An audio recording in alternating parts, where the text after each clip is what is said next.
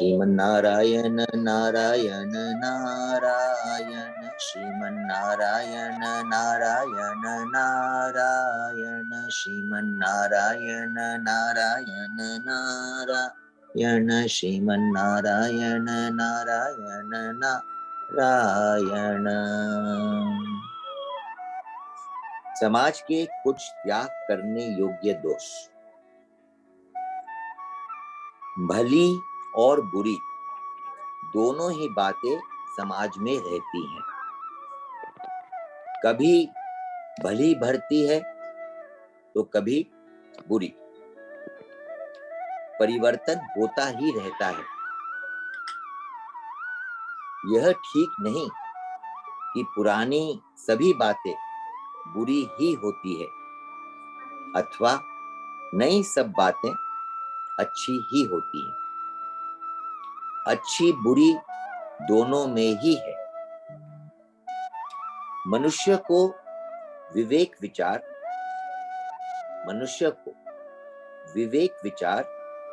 तथा साहस के साथ बुरी का त्याग और अच्छी का ग्रहण करना चाहिए।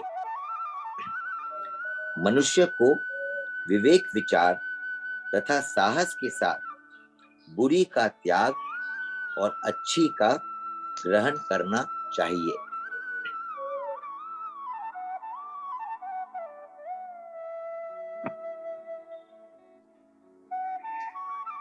जो मनुष्य मिथ्या आग्रह से किसी बात पर अड़ जाता है उसका विकास नहीं होता। जो मनुष्य मिथ्या आग्रह से किसी भी बात पर अड़ जाता है उसका विकास नहीं होता। यही हाल समाज का भी है। हमारे हिंदू समाज में भी अच्छी और बुरी बातें हैं। जो अच्छी हैं उनके संबंध में तो कुछ कहना नहीं है। जो बुरी हैं फिर चाहे वे नई हो या पुरानी उन्हीं पर विचार करना है। जो बातें अच्छी हैं उनके विषय में उनके संबंध में कुछ कहने की आवश्यकता नहीं है क्योंकि वो तो हम कर ही रहे हैं। परंतु जो बुरी हैं उसके विचार में उन्हीं पर विचार करने की आवश्यकता है। चाहे वो नई बात हो, अभी वर्तमान की बात हो या पुरानी बात हो। यहाँ पे संक्षेप में कुछ ऐसी यहाँ पे संक्षेप में कुछ ऐसी बुराइयों पर विचार किया जाता है जिनका त्याग समाज के लिए आध्यात्मिक, धार्मिक, नैतिक और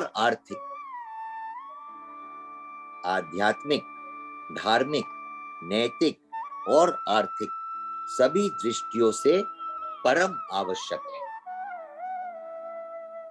ये इंट्रोडक्शन था। अभी हमने जो बात पढ़ी इसमें मुझे सबसे विशेष वाक्य ये लगता है कि मनुष्य को विवेक विचार तथा साहस के साथ बुरी का त्याग और अच्छी का ग्रहण करना चाहिए। अपने अपने विवेक के द्वारा हम विचार करें कि हम जो कर रहे हैं या करना चाह रहे हैं उसका परिणाम बुरा होगा कि अच्छा होगा और उस आधार पर हम निर्णय करें।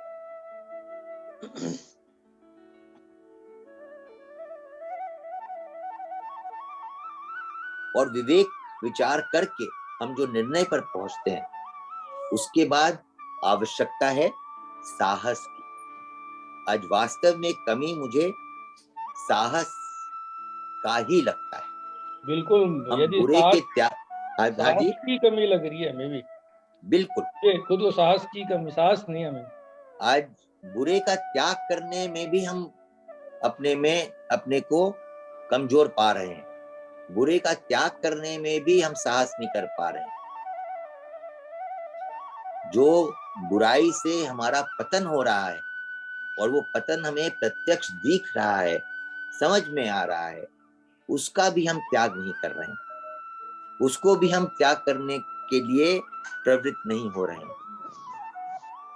और इसी दिशा में हम बढ़ते रहें तो आगे परिणाम क्या होगा, भगवान ही बचाएंगे। ना ही हम अच्छाई का ग्रहण कर रहे हैं और ना ही हम बुराई का त्याग कर रहे हैं। आप बोल रहे कि आपको भी यही लग रहा है कि साहस की कमी है, तो ये साहस की कमी का कारण क्या है? हम साहस क्यों नहीं कर पा रहे हैं? समझते हुए बिना शंका के, तो वहां पे विश्वास की इस दृष्टि से कमी नहीं है। जहां पे विवेक विचार से हम निर्णय कर रहे हैं, तो विवेक विचार से जो निर्णय कर रहे हैं उसमें ये नहीं कहा जा सकता कि इस बात पे मुझे विश्वास नहीं है। वहां पे विश्वास का कोई स्थान ही नहीं है, क्योंकि वो हमें बात बिल्कुल ठीक समझ में आ रही है। तो फिर साहस नहीं होने का कारण क्या है? गीता जी में इसका उत्तर है कि जब हम अपने धर्म का त्याग करके दूसरे के धर्म का पालन करते हैं, जब हम अपने धर्म का त्याग करके दूसरे के धर्म का पालन करते हैं, उसको ग्रहण करते हैं, उसको अधिक श्रेष्ठ मानते हैं, या अपने धर्म को श्रेष्ठ मानते, कुछ भी माने, मूल में जब हम अपने धर्म का पालन नहीं करते हैं, उससे च्युत होते हैं, तो उसका परिणाम है भय। उसका परिणाम है भय।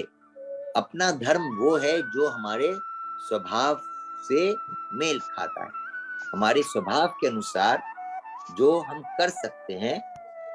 शास्त्रों में, संतों ने, भगवान ने वही हमारा धर्म बताया है। जब हम अपने स्वभाव से अर्थात अपने धर्म से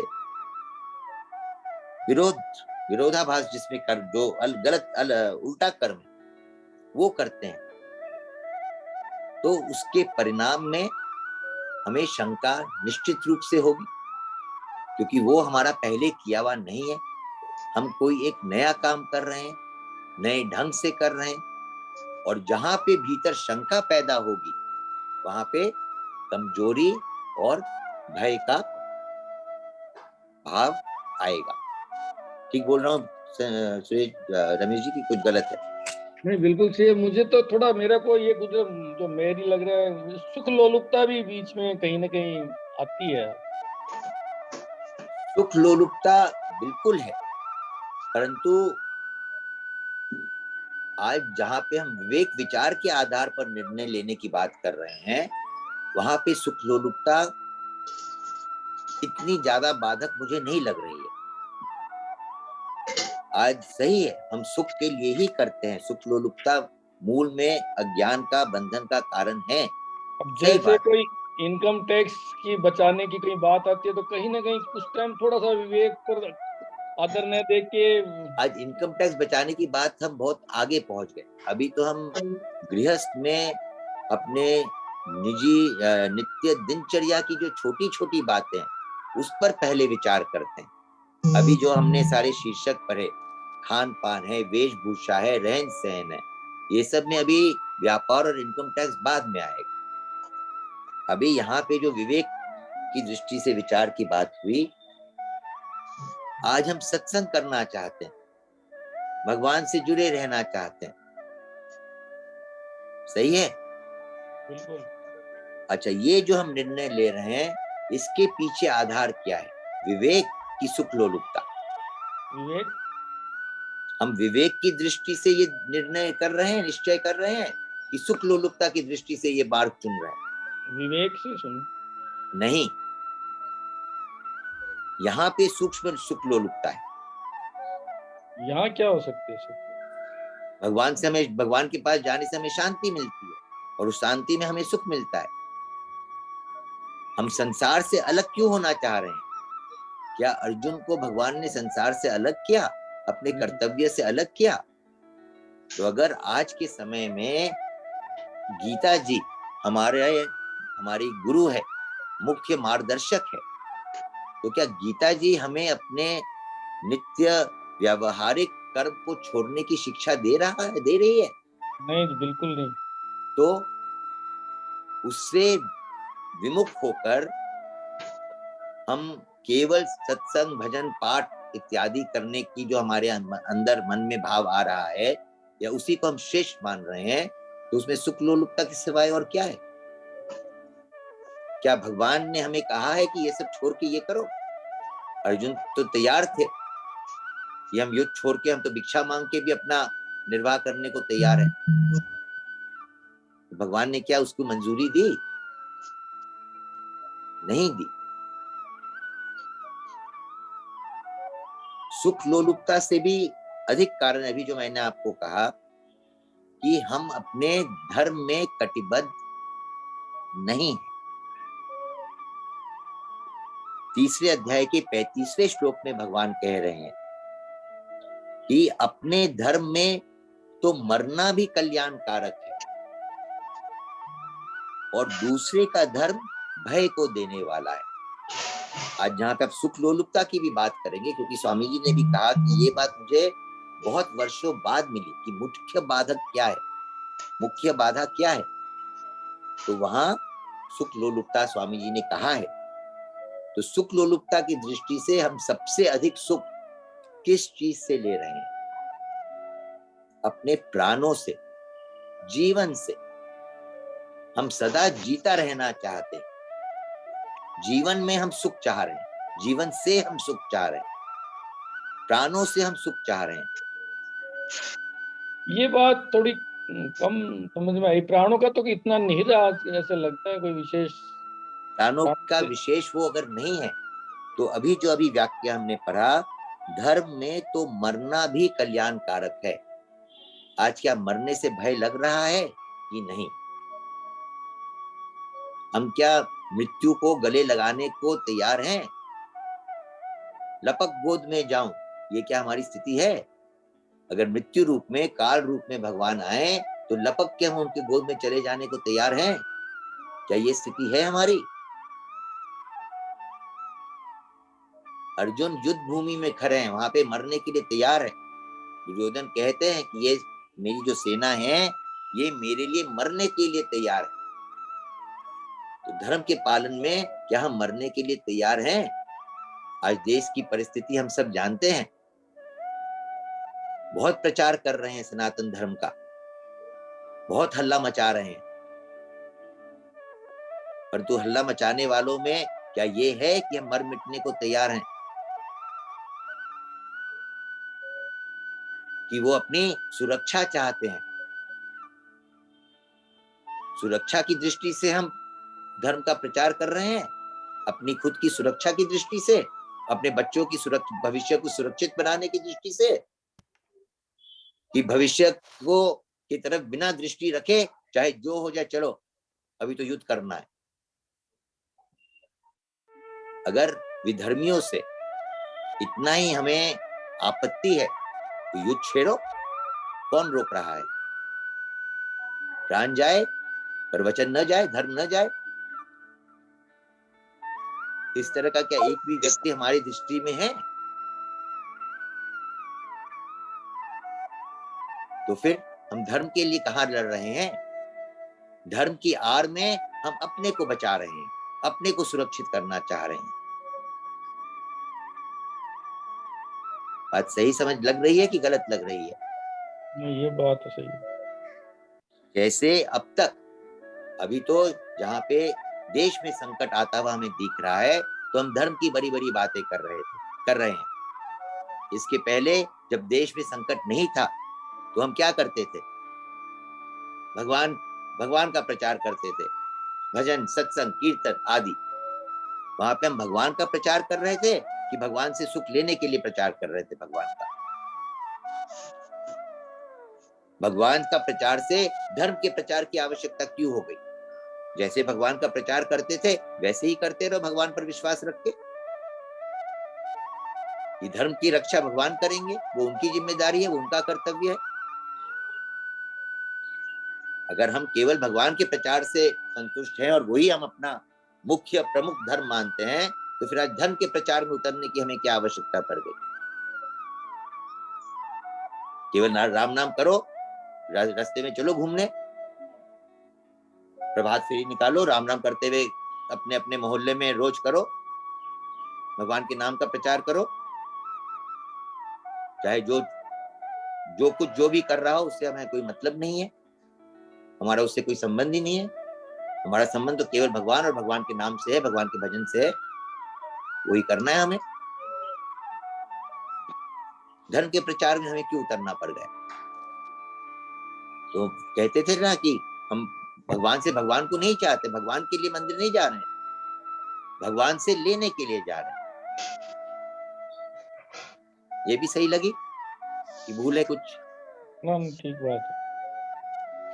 इसलिए भीतर उस सुख की लोलुपता, महाराज जी ने जब कहा कि सुख लोलुपता मूल बाधक है, उस समय हम धर्म के प्रचार में नहीं लगे थे।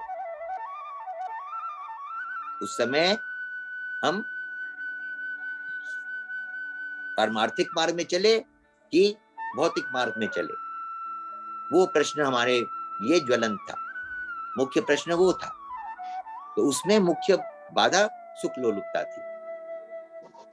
आज पारमार्थिक मार्ग में चले कि भौतिक मार्ग में चले, ये हमारे लिए मुख्य प्रश्न नहीं है। आज मुख्य समस्या है कि हम अपने को कैसे सुरक्षित करें। तो सुरक्षित करने के लिए भगवान का आश्रय नहीं ले रहे हैं, सुरक्षित करने के लिए हम अपने धर्म का आश्रय ले रहे हैं। धर्मो रक्षति धर्म, अपना धर्म तो हमारी रक्षा करेगा ही।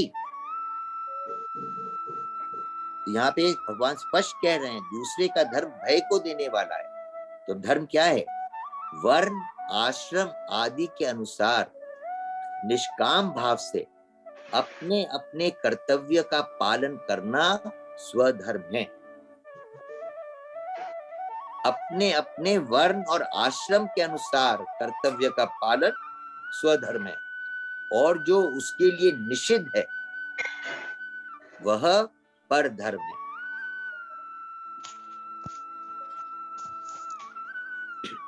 वेशभूषा, रहन सहन, खान पान, ये सब अपने स्वधर्म के अंतर्गत आ जाता है। 5 बातें स्वामी जी बताते हैं कि नहीं?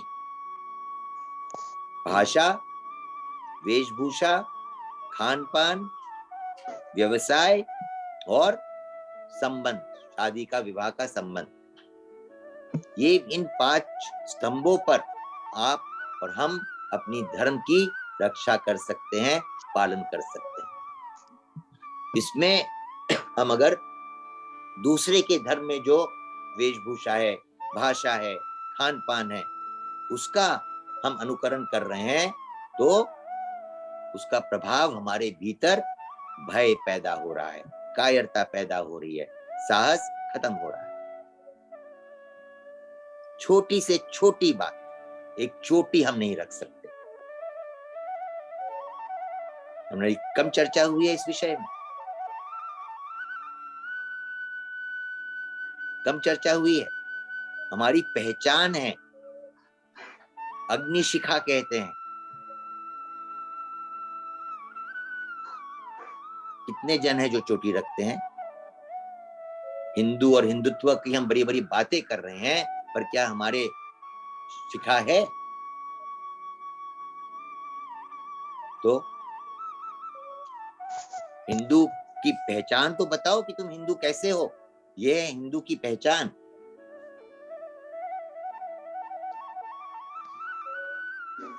अपनी पहचान ही हम भूल गए। नारायण नारायण नारायण नारायण। इसी में यही कह रहे हैं कि जिनमें दूसरे के अहित का भाव होता है, वे चोरी, हिंसा आदि किसी के भी स्वधर्म नहीं है, प्रत्युत कुधर्म अथवा अधर्म है। प्रत्येक धर्म में कुधर्म, अधर्म और परधर्म, ये तीनों रहते हैं। प्रत्येक धर्म में कुधर्म, अधर्म और परधर्म ये तीनों रहते हैं। जैसे दूसरे के अनिष्ट का भाव, कूटनीति आदि धर्म में कुधर्म है। यज्ञ में पशु बलि देना आदि धर्म में अधर्म है। जो अपने लिए निषिद्ध है ऐसा दूसरे वर्ण, आश्रम आदि का धर्म में परधर्म है।